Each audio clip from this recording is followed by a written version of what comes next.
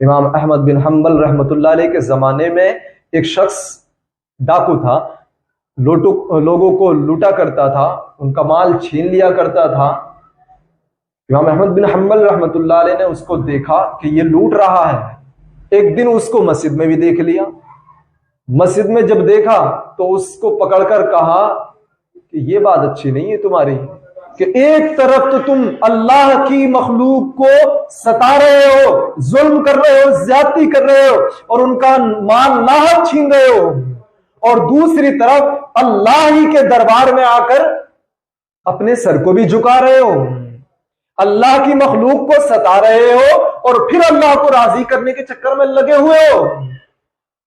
وہ بندہ بڑا مختصر سا جواب دیتا ہے کہ امام صاحب، یہ میرے اور میرے رب کے درمیان صرف ایک دروازہ کھلا ہوا ہے، باقی سارے بند ہیں۔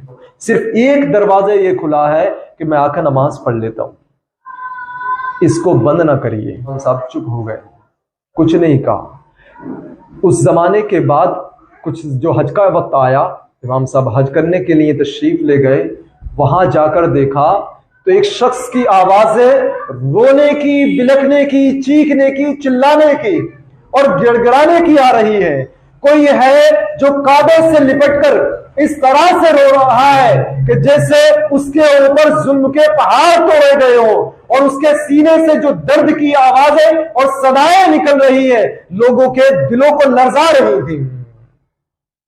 لوگ اس کی طرف حیرت سے دیکھ رہے تھے کہ کون ایسا بندہ، کون ایسا متقی اور پرہیزگار بندہ ہے کہ اللہ کے دربار میں اس طرح سے گڑ گڑا کر رو رہا ہے۔